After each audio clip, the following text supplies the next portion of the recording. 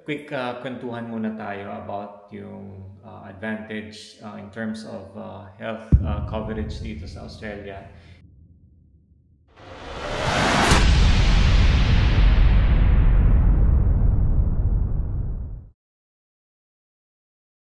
So, ayun guys, I had my checkup done. Iba na talaga pag tumatanda. So, I had some neck issues. Nagpaalam muna ako sa office for an hour. Nagpaalam ko ng 1 hour sick leave. And yun, I'll be back to work after this. So, dito lang ako sa nearby medical clinic. So, yun ang kagandahan dito sa Australia. You can schedule an appointment ahead, and since no traffic, you can simply drop by on your schedule without taking 1 day leave kasi wala naman traffic, and then may schedule, so that's a good thing.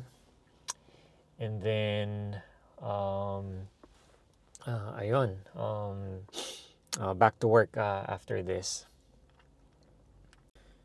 So mostly pala they do mixed billing na ngayon. So I paid $23 before kasi totally free. They do bulk billing consultation, but right now mixed billing na yung gamit nila. So mayroong part yung Medicare, which is yung government, and then I have to pay around $23 on my own pocket. So better na rin than having no support at all. And yun, so that's a good thing here. So ayun, we're back, we're home, and tapos na tayong magpa-check up. And ayun nga mga chong, quick kwentuhan muna tayo about yung advantage in terms of health coverage dito sa Australia. Isa yun sa mga I would say top advantage compared in our home country sa Philippines, yung good health coverage. And don't get me wrong guys, it's far from being perfect. May mga still flaws pa rin. So you can't get everything.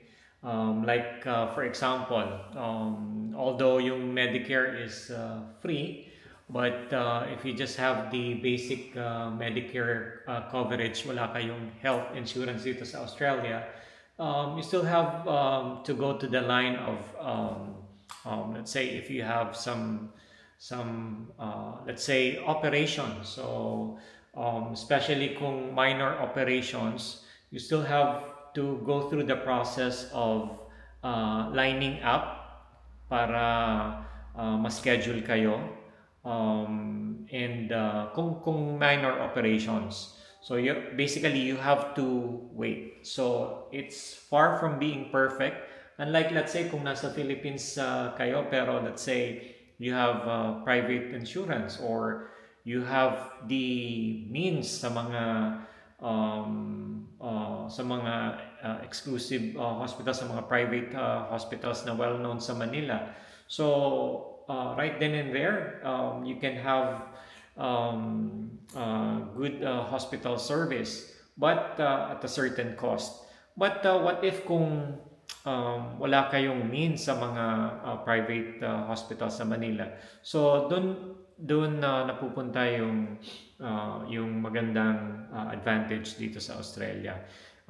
If you don't have the means, even you don't have the means for private insurance, rest assured kayo na kahit papaano you'll get hospital benefits, and depend dun sa government, which is ang provided nga nila is Medicare. So I think guys, if you would ask me kung ano talaga yung main advantage dito sa Australia, I would say yun talaga ang pinaka malaking difference sa atin sa Philippines. In terms of yung way of life, don't get me wrong guys, same lang halos. Kung kumbaga paghihirapan mo rin kung ano yung gusto mong makamit dito sa Australia. You still have to work, you still have to make sacrifices. Daily, kailangan yung magtrabaho and paghirapan lahat. So, ganun din, same sa Philippines. Kung wala kayong work dito sa Australia, then for sure, life will be hard. Pero, yun nga, at the end of the day, isa sa mga advantage na wala din sa Philippines na although we have PhilHealth and so on, mayroon tayong SSS, pero I would say na malaki yung in terms of yung health coverage which is through Medicare, malaki yung advantage, and yun talaga yung wala sa atin sa Philippines. But yeah, hopefully who knows, 5 years, 10 years from now, yung health coverage sa atin sa Philippines sooner mag-improve. So, yun guys lang sa quick talk natin. Let me know sa comment section below kung ano yung nakita nyong advantage or disadvantage in terms of yung Medicare coverage dito na nandito na sa Australia. So, see you in the next one.